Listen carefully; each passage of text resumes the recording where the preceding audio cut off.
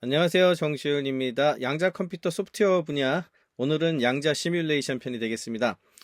양자 시뮬레이션 하면 리차드 파인만을 빼놓을 수가 없는데요. 1982년에 노벨상 수상자이자 20세기 가장 영향력 있는 물리학자로 꼽히고 있는 파인만이 이렇게 얘기를 했어요.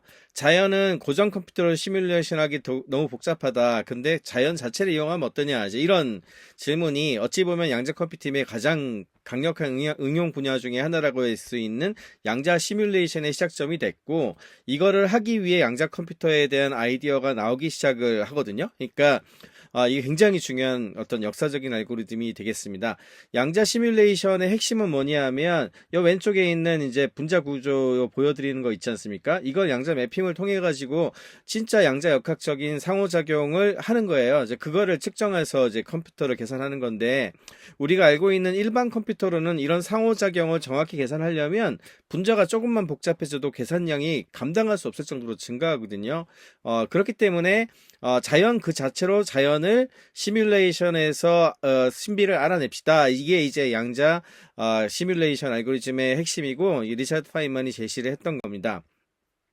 그러면 지금 왜 이 양자 시뮬레이션이 굉장히 중요한지 그거부터 좀 그 배경을 좀 알아볼 필요가 있는데, 기존 컴퓨팅의 한계에 대해서 먼저 좀 알고 가야 될 것 같아요. 양자 역학적인 시스템을 고전 컴퓨터로 시뮬레이션을 하는 게 굉장히 어려워서 그런데, 그 이유가 뭐냐 하면 원자 수가 증가함에 따라서 필요한 계산 능력이 선형 증가가 아니라 이렇게 기하급수로 증가를 합니다. 이게 기하급수 쪽이거든요, 이쪽이. 그래서 뭐 예를 들어서 뭐 오른쪽에 이게 지금 우리가 알고 있는 H2O잖아요. 이게 수소 두 개에다가 산소 하나. 그럼 이제 이게 대략 한 전자 숫자로 하면 10개 정도 전자가 있다라고 보고 있어요. 그러면은 이걸 정확하게 시뮬레이션 하려면 약 계산 공간으로 하면 10의 3승 차원 정도가 필요하게 되는데, 이 말은 분자가 조금만 복잡해져도 전자수나 이런 게 너무 많아지니까 너무너무 많은 수의 계산 공간을 필요로 한다는 거고, 그러면 순식간에 우리가 계산할 수 있는 가장 강력한 슈퍼컴퓨터도 계산하기 어려울 정도로 복잡도가 늘어난다는 것을 의미합니다. 그래서 이렇게 좀 어느 정도만 지나가더라도 계산 불가능한 영역에 들어간다는 거죠. 그래서 리차드 파인만은 이거 옛날에 있었던 그런 컴퓨터는 이거 하는 거 거의 불가능하다, 이런 생각을 하게 된 거고요. 그래서 리차드 파인만이 이렇게 통찰을 하게 되죠. 이게 1982년에 칼텍에 와서 강연을 했는데, 그 강연에서 자연은 고전 컴퓨터로는 시뮬레이션 하기에 너무 복잡하다. 하지만 그 자연 자체를 이용한다면 어떨까? 1982년이라고 하면 여러분들 잘 아시겠지만 세계 최초의 퍼스널 컴퓨터라고 한 게 나온 게 1977년이거든요. 알테어 8800이라고 하는 컴퓨터. 그게 이제 제가 거의 모든 IT 역사라는 책에도 자세하게 썼지만, 80년대 초반에 이제 인텔의 이제 CPU가 나오고, 그러면서 고전 컴퓨터가 조금씩 이 퍼스널 컴퓨터가 조금씩 도입이 되던 시기예요.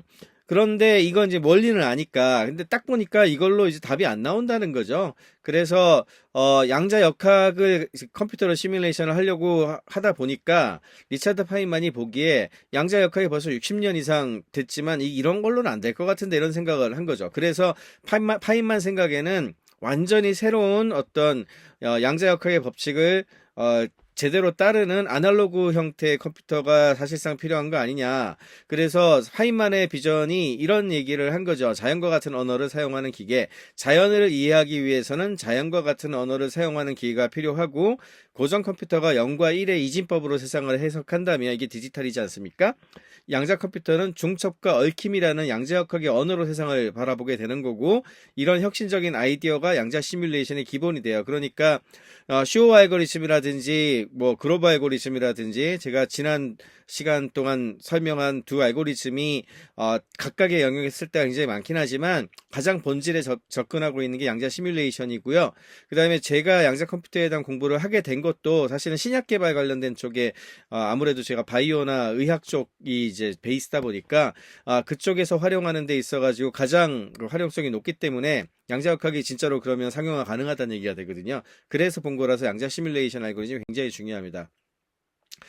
그러면 이제 양자 시뮬레이션 어떻게 하나, 그런 기본 원리를 아실 필요가 있는데, 양자 시뮬레이션의 기본 원리는 본질적으로 양자가 양자를 시뮬레이션 한다. 이렇게 보시면 돼요. 그래서 고전 컴퓨터는 0과 1의 이진법을 사용해서 세상을 해석하니까 분자나 원자가 복잡한 상호작용을 하기 위해서는 근사를 하든지 단순화하든지 디지털화를 해야 되니까 그걸 이제 해야 되고, 그 과정에서 어떻게 보면은 정확도가 제한이 될 수밖에 없어요. 이게 일단 첫 번째 단점이고, 그 다음에 아까 잠깐 보여드렸지만 입자수가 늘어나면 이게 계산량이 기하급수로 증가를 하게 되니까 어느 일정 정도 사이즈 이상이 되면 계산 양 자체가 불가능한 수준으로 넘어가게 됩니다. 이게 이제 가장 큰 문제여서 이 부분을 이제 해결하기 위해서 양자 시뮬레이션 하게 되는 건데, 양자 시뮬레이션 방식 같은 경우에는 우리가 그동안 이 강의에서 설명 많이 한 중첩과 얽힘이라는 특징을 가진 큐비트를 활용을 해서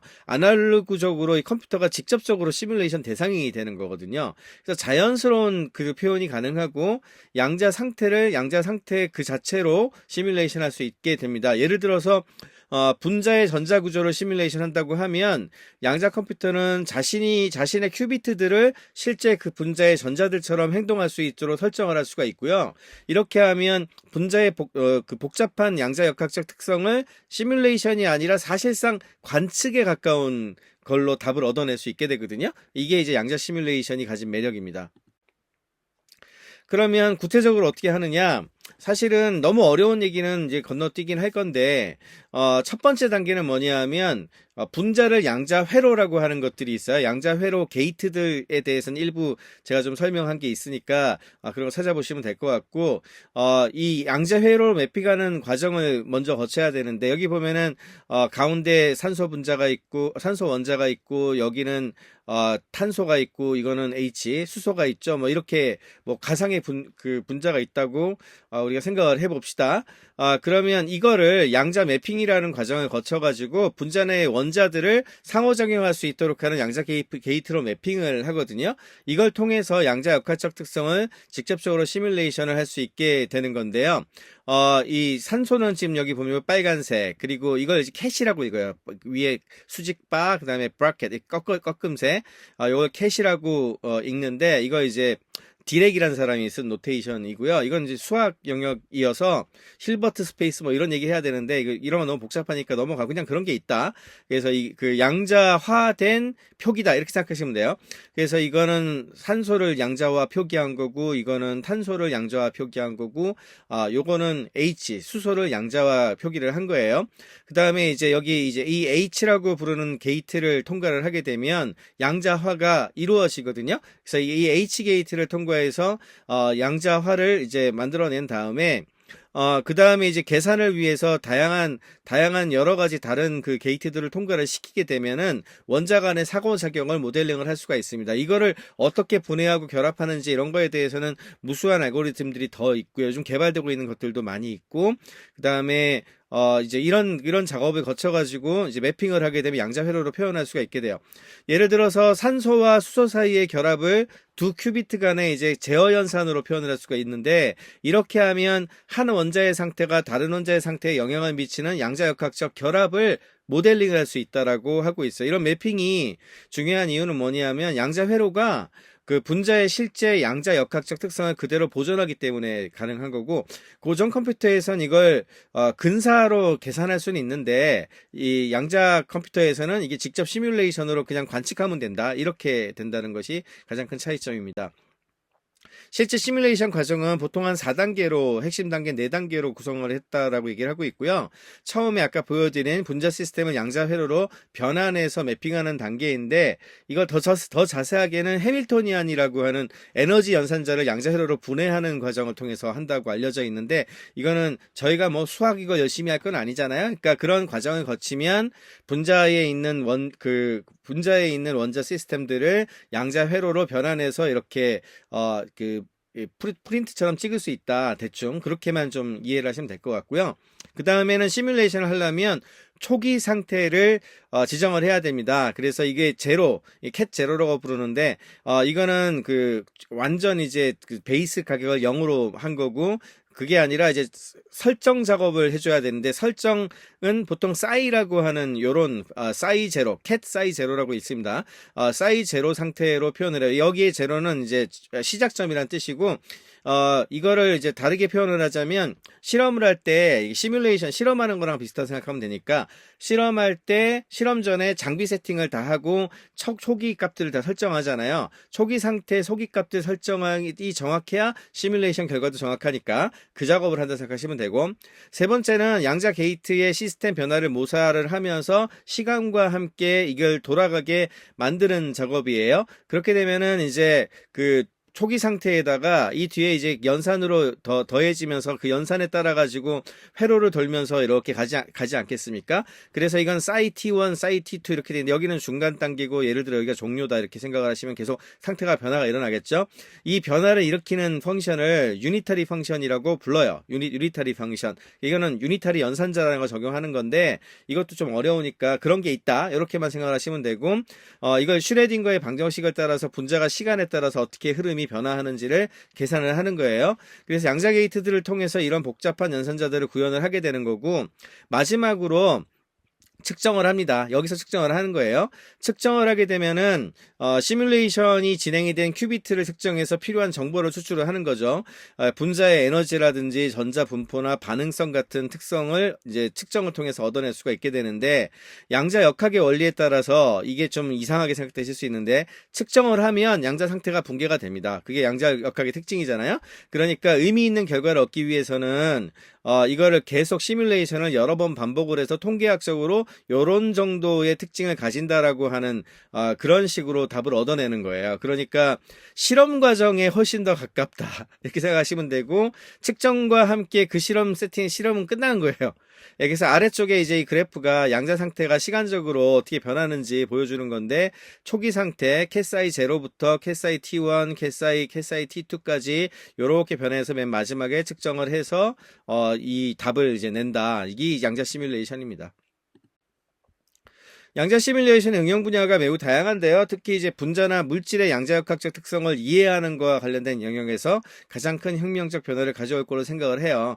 특히 이제 제가 관심 많이 가지고 있는 분야가 이 신약 개발 분야인데, 약물과 단백질 상호작용을 정확히 예측할 수 있지 않을까 기대를 하고 있고, 우리 몸이 다 단백질로 돼 있거든요. 그런데 집어넣는 어떤 그 리간드라고 우리가 부르는데, 집어넣는 어떤 그 화학 물질은 되게 작은 것들로도 만들 수 있거든요. 그 물질하고 우리 몸의 단백질의 어떤 그 유효 영역하고의 반응 정도는 아주 많은 큐비트가 없어도 시뮬레이션 한번 해볼 수 있거든요. 이렇게 되면은, 근데 이게 그 고전 컴퓨터로는 굉장히 많은 연산이 필요한데, 이거를 굉장히 빠르게 수천 개의 후보 물질을 스크리닝해서 실험하고 비슷한 거니까 시뮬레이션 실험을 통해 가지고 이러이러한 후보를 찾아낼 수 있습니다 라고 하는 그걸 한 다음에 그 유망한 물질만 실험실에서 진짜 테스트를 하게 되면 시간이 확 단축되겠죠. 예, 이게 이제 제일 중요한 분야 중에 하나고, 그 다음에 신소재 분야, 이 머티리얼 사이언스 쪽에서도 굉장히 관심들을 많이 가지고 있어요. 그 중에서도 더 효율적인 초고효율 배터리라든지 태양전지 소재 쪽이라든지 초전도체 연구, 양재 소재에 대한 연구, 이런 분야에서도 이제 쓸 수 있는 것이 많을 걸로 생각을 하고 있고, 또 하나는 화학 쪽에서 촉매 연구 되게 중요하거든요. 산업화학 공정을 효율화할 수 있고, 또 최근에 가장 관심 가지고 있는 것 중에 하나가 탄소 포집 기술인데, 탄소 포집이나 탄소를 전환하는 기술이라든지 이런 종류의 기술들, 그리고 단백질은 아마 시간이 걸릴 거예요. 왜냐면 분자가 커서 이거는 진짜 큐비트가 많이 필요하거든요. 예, 그렇지만 어쨌거나 이 방향으로도 갈 거니까 단백질 접힌 문제라든지 단백질 신약 분야, 맞춤형 단백질을 설계한다든지 이 분야에서도 할 게 엄청 많을 것 같고, 특히 이 경우에는 알츠하이머 병이라든지 파킨슨 병이라든지 우리 신경 쪽의 약들, 항암제 새로 나오는 것도 이쪽에서도 굉장히 많은 관심 가지고 있는 분야고, 그리고 양자화학이라는 분야가 또 있어요.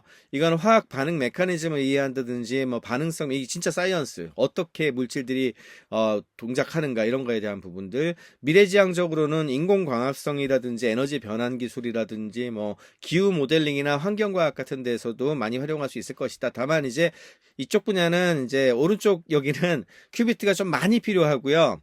요 왼쪽 파트들은 비교적 지금 수준에서도 조금씩 해볼 수 있는 그 정도 차이가 있다라고 이해를 하시면 되겠습니다. 실제 사례들도 이제 조금씩 나오고 있는데 IBM과 구글이 뭐 이것저것 많이 하고 있거든요. 그중에서도 IBM 같은 경우에는 수소와 리튬 같은 분자에 대한 시뮬레이션을 굉장히 성공적으로 마쳤다고 알려져 있고 한 16큐빗 이 정도 썼다라고 저는 들은 것 같은데 한 수십 개 단위 정도에 충분히 되고요. IBM이 지금 큐비트를 300여 개 정도까지 만들어내기 때문에 그리고 그 알고리즘으로 VQE 같은 알고리즘을 썼다 그래요. 이런 알고리즘들이 한 4-5가지 정도 더 있는데 제가 시간이 되면 나중에 그것도 공부를 해서 따로 알려드리도록 하겠습니다. 분자의 기저상태 에너지를 해냈다고 알려져 있고 구글 같은 경우에는 시카모어 프로세서 이용해가지고 하트리 포크 계산을 했다고 그러죠. 12개 큐비트를 사용해서 화학 계산을 해냈는데 하트리 포크 계산이라고 하는 것이 이제 양자 간의 어떤 상호작용 같은 것의 어떤 모델이라고 합니다.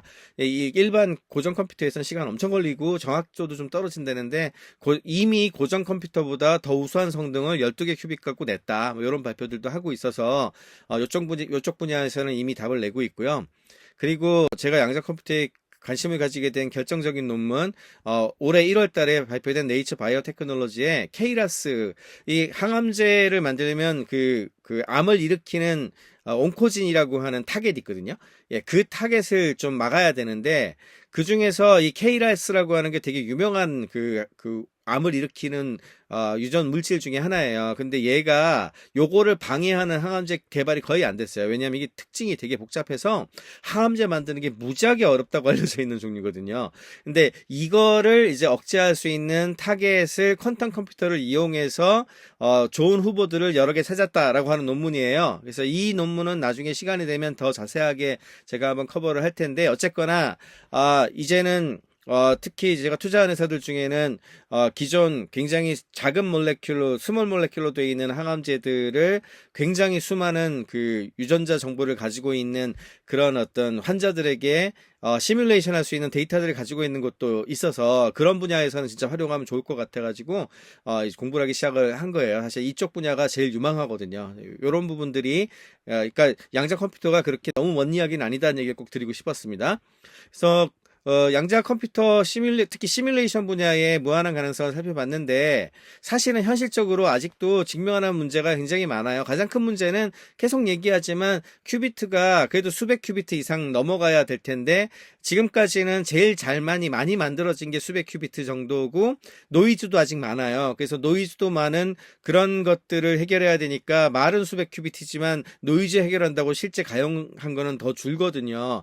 그러니까 실제로 쓸 수 있는 게 아주 작은 분자들밖에 못 써요.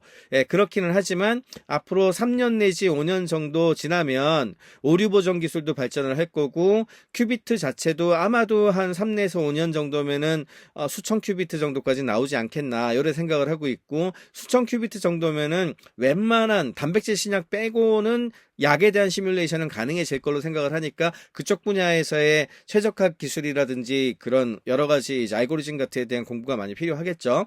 그리고 7에서 10년 정도면 아마도 수만 큐비트까지 지원하게 될 것 같고 수만 큐비트가 되면은 꽤 많은 영역에서 양자 시뮬레이션이 될 것 같아요. 그러면 진짜 활용도가 많이 높아질 것 같고 10년 넘어가면 이제는 진짜 양자 시뮬레이션 관련된 거는 양자 컴퓨터가 많아져서 우리 흔히 얘기하는 이런 퀀텀 컴퓨터에다가 이제 AI 붙여가지고 쓰는 그런 사용성이 많이 높아지지 않을까 그렇게 예상을 하고 있습니다. 그래서 지금 현재는 NISQ 시대라고 불러요. 노이즈 인터미디에이트 스케일 퀀텀.